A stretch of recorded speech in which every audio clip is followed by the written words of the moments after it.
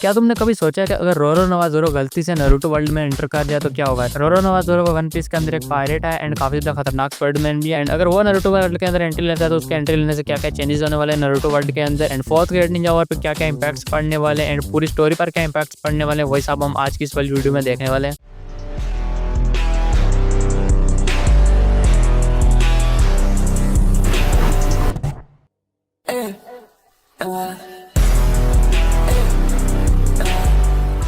हमारी story start होती है जब रोरो नवाज़ोरो एक आइलैंड पे ट्रेनिंग कर रहा होता है एंड तभी एक डायमेंशनल पोर्टल ओपन हो जाता है। एंड ये पोर्टल ओपन होता है कागुया के स्पेस टाइम जुत्सु के थोड़ा बहुत ऊपर नीचे होने की वजह से। एंड जोरो इस पोर्टल के अंदर फंस जाता है एंड फंसने के बाद जोरो इस पोर्टल के जरिए लैंड ऑफ फायर में लैंड करता है एंड वो उसको काफी ज्यादा इंजरी भी हो जाती है इस वजह से। एंड वहीं पर एक अम्बू अपने मिशन पर होता है एंड उसको जब जोरो इंजर्ड मिलता है तो वो जोरो को लेकर कोनोहा में चला जाता है। एंड जब जोरो को हिडन लीफ ले जाया जाता है एंड जोरो रिकवर करने के बाद वो कागे ऑफिस में जाता है तो तब उससे वो कागे पूछता है कि भाई तुम कौन हो एंड कौन से विलेज से हो। एंड तब जोरो बोलता है कि भाई तुम क्या बोल रहे हो, मेरी समझ में तो कुछ भी नहीं आ रहा एंड मुझे खुद नहीं पता कि मैं यहाँ पर कैसे आ गया, मैं तो सिर्फ ट्रेनिंग कर रहा था एक आइलैंड में एंड मैं एक स्वर्डमैन हूँ। एंड जोरो की स्ट्रॉन्ग बॉडी को देखते हुए हिडन लीफ डिसाइड करता है कि इसको भी एक निंजा बनाया जाए एंड ककाशी को बोलता है कि तुम जोरो को ट्रेन करो।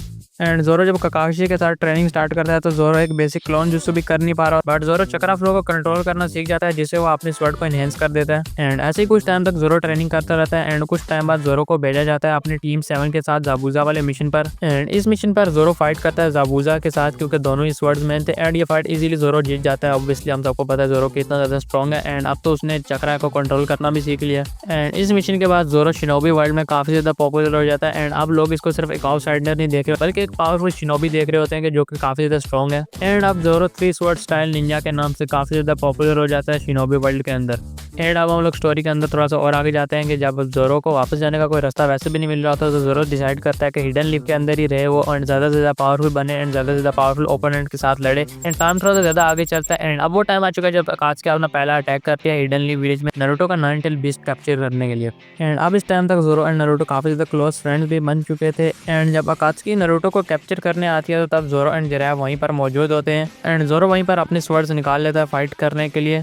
एंड अब जोरो के सामने पर अटैक कर देता है एंड जोरो काफी ज्यादा स्ट्रॉन्ग था एंड उसके अटैक भी काफी ज्यादा फास्ट थे एंड उनमें से एक अटैक के सामने को जाके लग जाता है एंड उसका खून भी निकलना स्टार्ट हो जाता है। एंड ये सब देखकर इटाची भी फाइट के अंदर घुस जाता है एंड अपना शारिंगन एक्टिवेट कर लेता है एंड ट्राई करता है कि जोरो को भी अपने गेंजुत्सु के अंदर डाल ले, बट जोरो अपनी एक आंख बंद करके किसामे पर सिर्फ फोकस करने स्टार्ट कर जाता है एंड इसकी वजह से इटाची का गेंजुत्सु भी यहाँ पर फेल हो जाता है। तो आप तुम लोग सोच रहे होगे जोरो को गेंजुत्सु के बारे में कैसे पता चला, तो फाइट स्टार्ट होने से जस्ट पहले जिराया सेंसेई ने जोरो को सब कुछ बता दिया था गेंजुत्सु के बारे में एंड इस वजह से जोरो को पता था अगर वो इटाची की आंखों में देखता है तो वो उसके गेंजुत्सु में फंस जाएगा, इस वजह से उसने अपनी एक आंख को बंद कर लिया। एंड ये देखने के बाद इटाची समझ जाता है कि इतने 2 पावरफुल लोगों के होते हैं वो नारुतो को बिल्कुल भी ले जा नहीं सकते एंड इटाची डिसाइड करता है कि वो लोग यहाँ से रिट्रीट कर देंगे क्योंकि इतने 2 पावरफुल लोगों से लड़ना एक बेवकूफ़ी होगी। सो वो लोग वहाँ से रिट्रीट कर देते हैं एंड रिट्रीट करने से पहले इटाची एक बात कहता है कि जोरो तुम यहाँ के नहीं हो एंड तुम काफ़ी ज़्यादा स्ट्रॉन्ग भी हो एंड दोबारा हमारे रास्ते में बिल्कुल भी मत आना।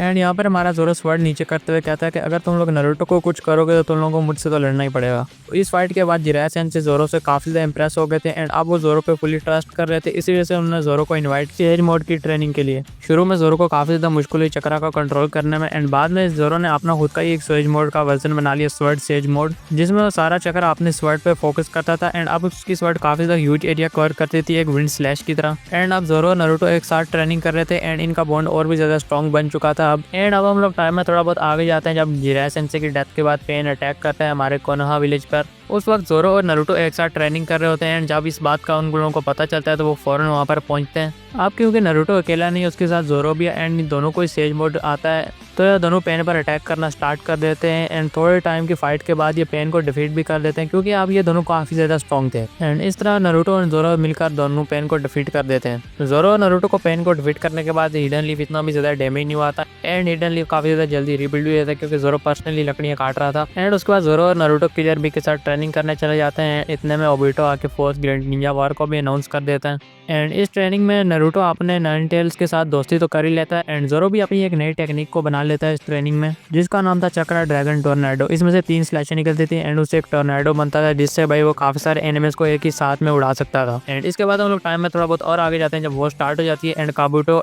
एरो टेंसे को एक्टिवेट कर देता है। एंड इसमें जोरो को कहा जाता है कि वो 7 स्वर्ड्समैन के साथ जाके फाइट करे। एंड ये एक परफेक्ट फाइट थी क्योंकि वह स्वर्डमैन वर्सेस स्वर्डमैन थी एंड जोरो काफी ज्यादा स्ट्रॉन्ग था, तो ये 7 स्वर्डमैन जोरो के आगे कुछ भी नहीं थे। एंड ये बैटल काफी ज्यादा जल्दी एंड हो जाती है एंड जोरो इन सबको डिफीट कर देता है। एंड इस बैटल के खत्म होने के बाद सब लोग जोरो को the demon of elite forces कहना स्टार्ट कर देते हैं।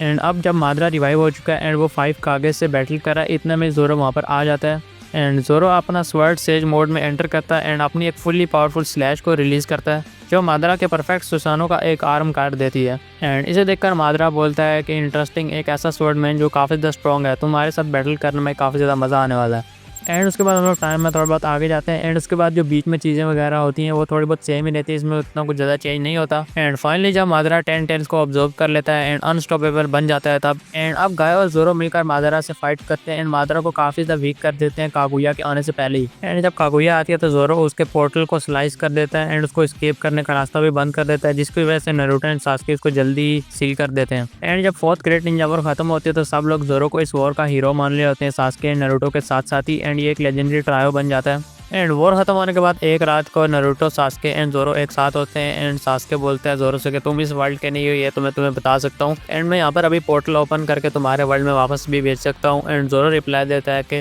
हाँ मुझे अपने वर्ल्ड में जाना है, वहाँ पर भी मेरे दोस्त हैं जिनको मुझे प्रोटेक्ट करना है। एंड तभी सास्के जोरो के लिए एक पोर्टल ओपन कर देता है उसके वर्ल्ड में वापस जाने के लिए। एंड जोरो जाते आते बोलता है कि मुझे खुशी हुई कि मैं इस वर्ल्ड में आया एंड मैंने यहाँ पर दोस्त बनाए एंड तुम लोगों के साथ फाइट करते हुए मुझे काफ़ी ज़्यादा मज़ा आया। एंड में नारुतो को गुड बाय बोलते बोलते बोलता है कि कहीं फिर से खो मत जाना। एंड यहीं पर हमारी स्टोरी खत्म हो जाती है। एंड आप लोग कमेंट्स में बता सकते हो कि आप लोग कोई अल्टरनेट टाइमलाइन कैसा लगा जिसमें जोरो ने नारुतो को वर्ल्ड को विजिट करा। एंड आज की इस वाली वीडियो में इतना ही। एंड आप लोग चैनल को भी सब्सक्राइब कर सकते हो अगर आप लोगों को ऐसे ही और भी वीडियोस देखने। एंड वीडियो को लाइक कर सकते हो, इस वीडियो पे एम करते हैं 100 लाइक्स का। अगर 100 लाइक्स हो गए तो हम लोग नेक्स्ट पार्ट भी बनाएंगे जिसमें लूफी आएगा नारुतो के वर्ल्ड के अंदर।